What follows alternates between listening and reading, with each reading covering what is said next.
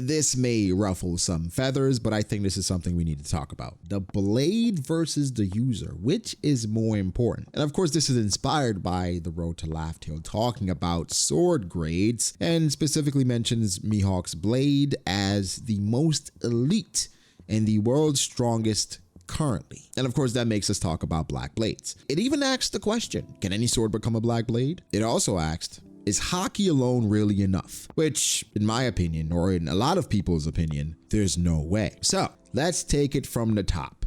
What is a black blade? A black blade is basically a blade that's permanently coated black, the toughest. It's a supreme grade blade. It is implied that once your blade becomes a black blade, its rank or its grade does go up. So for swords that are currently great grade, they have the opportunity to become a supreme grade blade if the user can turn it into a black blade. I mean, currently the only person that we know is striving to turn their blade into a black blade is Zoro. What is it about black blades that separates them from the rest? Well, it's implied that black blades, it requires a deeper connection and of course strength. And I've mentioned this before, but Gyukimaru, based on the things he talked about with black blades and with Shusui, he mentioned the history of Shusui and how Ryuma was undefeated with his blade. And he talked about how Ryuma basically kept everyone out of the land of Wano, because Wano was the land of the samurai and Ryuma was the legendary swordsman that was able to stand against anyone. That's why his blade was a national treasure, and that's why he was consecrated as the god of the blade. Zoro said he didn't care about any of that. He just wanted Shusui back because he didn't feel right without all three. Yukimaru lost it. Basically said he overestimated Zoro, right?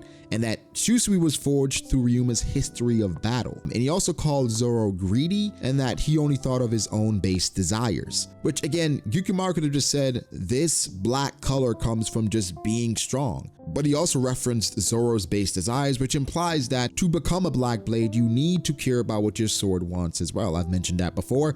It's not just about you, it's about your sword, and you have to follow the way of the blade. Now, to the main point at hand, the swordsman versus the user, which is most important? Where you could argue both sides, but typically I will side with the user. Like the user, I want them to be just devastatingly strong, right? Because a user can make any blade powerful. But if you have a very powerful blade, it could propel you to heights unseen, like Zoro with Enma. But here's the thing, this is not criticizing Zoro for having Enma and how much Enma helped Zoro, because Enma was initially a crutch and Zoro had to use his will and just his sheer prowess and strength to overcome that. But Enma definitely pushed him to another level. The reason why Enma was necessary with Zoro, I'm not gonna say Enma carried Zoro, was because Zoro had to keep up because Enma was literally killing Zoro. It was draining him every time he used it, and this was something he wasn't used to. Imagine drinking from a water bottle, right? Just your entire life. We know the regular water bottles. You're drinking from it your entire life. And all of a sudden, you start drinking from water bottles where they cut off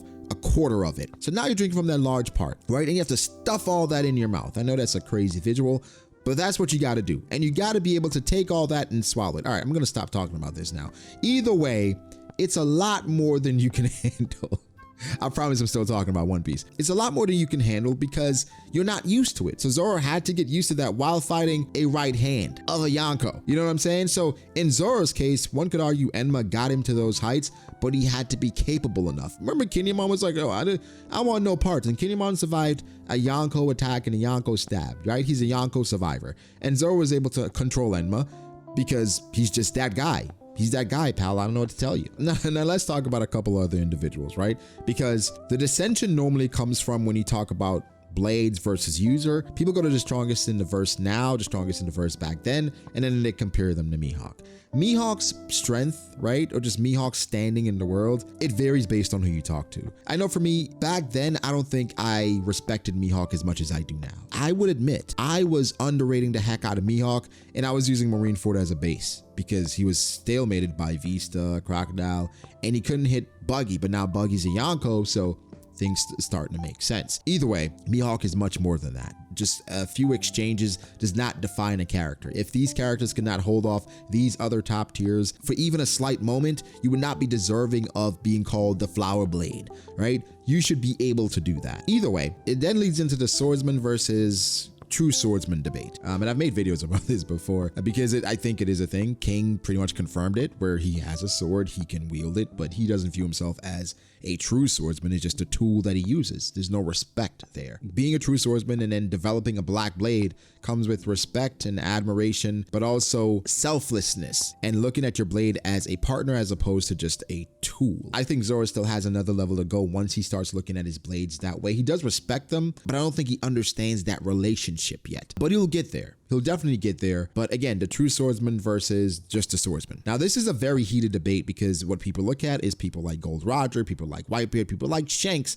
They don't have black blades. Like Shanks, at this point, his blade isn't even a graded blade, right? Griffin, it's a named blade, but it doesn't have a grade. I'm going to jump out there and assume it's a supreme grade blade. Fujitora's blade isn't named or graded. Shiki's swords, his legs, are named Oto and Kogarashi. Katakuri's trident is named Mole or Mole, however you want to pronounce it. But then you have powerful people like Vista, Rayleigh. Again, I mentioned Fujitora, not named or graded, right? But I don't know. I just want to assume that Rayleigh always had a supreme grade blade, or maybe he got it there, but Rayleigh's blade is not black. Vista's blade is not black. Fujitora's blade is not black. Shanks' blade not black. Roger's blade not black. Whitebeard's Naginata not black. So what is the significance of turning your blade black? I think it's about a lifestyle, and it's about the respect. For these other people, you could argue they always had something that was more important than just their swords and that lifestyle. For Shanks, it is commendable that he's able to fight on par with someone like Mihawk that follows the way of the blade. And that's not saying Shanks isn't a swordsman.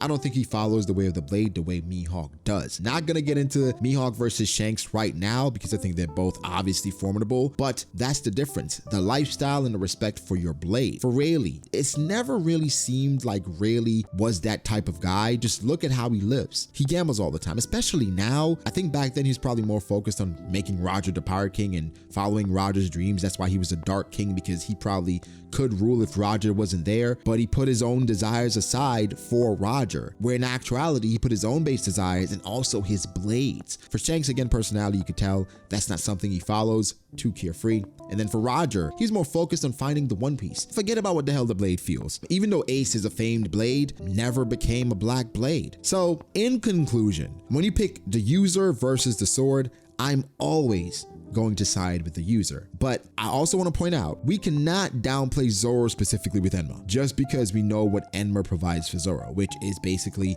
pulling Haki out of him to basically awaken that dog in him. You know what I mean? So at this point, Enma was a forced power-up, meaning it was forcing Zoro to grow at a rapid rate. We don't know the special abilities of these other swords, but if Enma can do this, I'm assuming other blades do different things. Yes, back then when we saw Mihawk using Yoru, we didn't see anything special about Yoru, but that's from our perspective. We weren't seeing Haki yet. When we go to face Mihawk again, we could find out that Yoru has special abilities it was granting Mihawk and ways in which it aids Mihawk, because again, this is not Mihawk's tool, it is his friend, right? It's supposed to do that. And it could be the same for Roger or even Whitebeard, that their blades, they do special things that we don't see yet because we were not privy to this information. And Oda does a really good job of opening the story the more we know, and sometimes a poor job of taking too long to open the story. Either way, we're here for the ride. But guys, give me your thoughts. How do you feel about black blades? How do you feel about Roger versus Mihawk? Who do you think is stronger? I think most people would say Roger, but why didn't he have a black blade? Do you guys agree with my way of thinking that it's about respect and just following the way of the blade, not thinking of your own desires? Or do you just think Mihawk could be top one? Mihawk,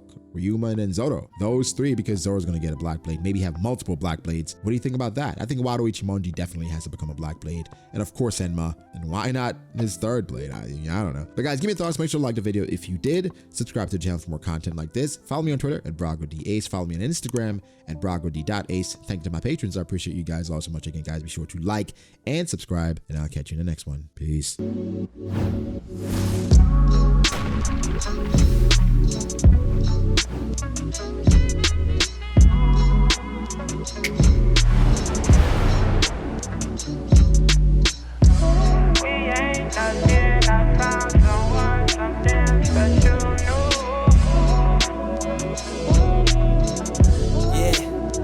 Okay, I start doubting me, I felt lost.